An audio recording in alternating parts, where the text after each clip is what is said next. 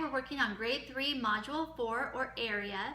Today's page is finding the area of irregular rectangles by putting parts together. Input page. Okay, so yesterday we looked at irregular rectangles and we counted squares. The irregular rectangles aren't always going to have squares for us to count, and counting squares takes a long time. So we're going to learn how to find them by breaking them apart and doing some multiplication. Let's look at our sentences. We can't blank to find the area of an irregular rectangle. We can't multiply. Okay, we can't say it's an array, 4 times 5 equals 20. We can't do it because they're not arrays. They have pieces missing. Let's look at our next sentence. We can find the blank of irregular rectangles by drawing smaller blanks and putting them together. So we can find the area of irregular rectangles by drawing smaller rectangles and putting them together. So because rectangles, even irregular rectangles, all have angles that are 90 degrees, we can break it apart into smaller pieces that make rectangles. And once regular rectangles, and once we do that, we can then multiply and add back together. Okay, so these are putting pieces together. All right, so we need to color for this L shape.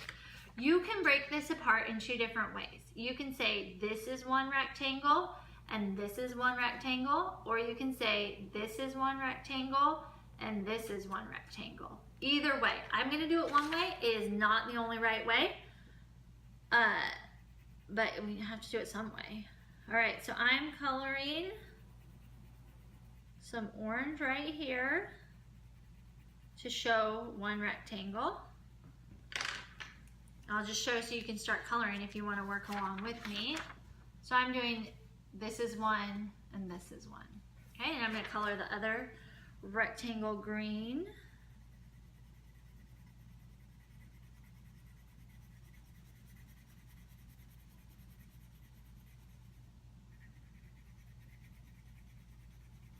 All right, so I've got one rectangle, one rectangle. I'm going to go ahead and label the green rectangle. This is number 1. And the orange rectangle is number 2. Okay, it could be the other way around. It doesn't matter. Okay, this could be 1, this could be 2. So for mine, rectangle 1 has how many squares? Well, I can count them or I can multiply them. Let's see, 2, 4, 6, 8, 10, 12. Rectangle 1 has 12 squares. For me, if your rectangle 1 looks different, it's going to have a different number of squares. Rectangle 2 has 4 squares. So I can say 12 plus 4 equals 16. So I found the number of rectangles here that are green, and I found the number here that are orange, and then I added them together, and I got 16. We're going to do the same thing right here, but we don't have squares to count, so we're going to have to do some multiplying. Okay, again, before I break it up, you'll notice that there are a couple of spots that it says blank. I have to figure out how much that is. The way I do that is by looking at the side lengths around it. So this line right here going up and down is blank. It's not telling me how long it is. But I know that this piece that's going the same direction is 6. And this piece going the same direction is 2. And I don't have a highlighter. I have this blue pen. All right, I use this blue pen. What I used to tell my kids to do, because we had highlighters in class, was to highlight all of the lines going the same way, the same color. Okay, so that helps them, because sometimes kids get confused between the horizontal and the vertical. The horizontal lines, the lines going this way, aren't going to help me find this length. It's only the vertical lines that are going to help me. So you color those all in the same color, so you remember these are the only ones that are important right now. So if this part is 6, the total is 6, and this part is 2, so 2 plus this has to equal 6. And so that means this has to be a 4. Okay? Has to be a 4. Now, luckily I have another color here, some yellowy orange color. I'm going to color the horizontal lines so I can find the other missing part. Okay, so I did all vertical in blue and I did horizontal in orangey yellow. So I have a 2 and a 2. So 2 here, 2 here. If I put those together, I get 4. So that's how you find the missing side lengths. And we might not need them. We might, but I just like to find them all anyway, just in case I need them down the road. Now that I've done that, I can break this irregular rectangle into 2 pieces, okay? I could break it here or I could break it here, just like here. You know what, for this one, I'm gonna do it the other way. So, and you can do it the same way as we did the one above if you want, and then you can check your work, but I'm gonna do it the other way. So I drew a line right here separating. Here's my one rectangle, here's my other rectangle, and I'm gonna color them. I'm gonna do it in 2 different colors than I did before. I've got a blue and a red. I'll make this one blue. I'm coloring as quickly as I can. Okay, and then my bottom rectangle is gonna be red.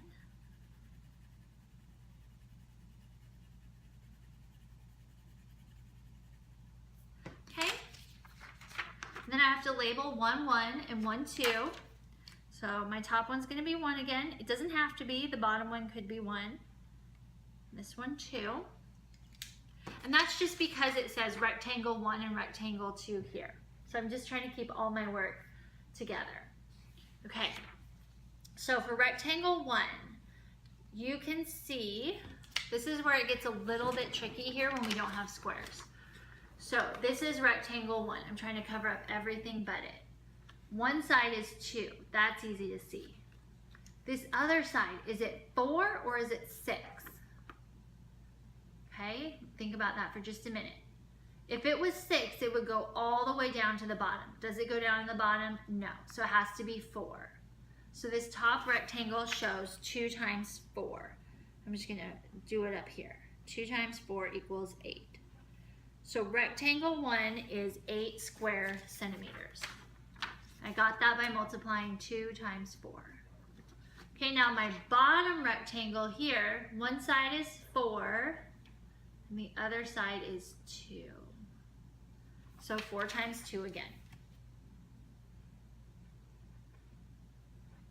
I'm just gonna label this 1 and 2. Okay, so I get 8 and 8. I can add 8 plus 8, put them back together, and I get 16, which is the same answer I got up here, which is good because they're the same. They're just shown, one is showing with squares and one is showing with measurements. Okay, I know that was a lot. Like, there's a lot of steps to find the area of an irregular rectangle. And the advice I have for you there is to go slow and just think about the step you're on. Like, if you're on finding the side lengths, concentrate 100% on finding the side lengths. Then concentrate on how you're gonna break it up. Once you've broken it up, only look at that one rectangle you're working with, because it's gonna get confusing if you are thinking about the other rectangle at the same time. So just really focus on each part and think, does this make sense? Does what I'm doing make sense? Maybe I'll come up with a better way to solve for the area of an irregular rectangle, and I would love that, especially if you share it with me. Okay, we have one more sentence to look at, 2 more sentences. Sometimes you will need to find missing side lengths. Sometimes you'll need to find missing side lengths. Do this by adding and subtracting using either the vertical or horizontal lines. Okay? So missing side lengths, we use the vertical up and down or horizontal across lines to find that. Okay, I know this was a tough one, but it's time to tackle that output page. I'll see you next time.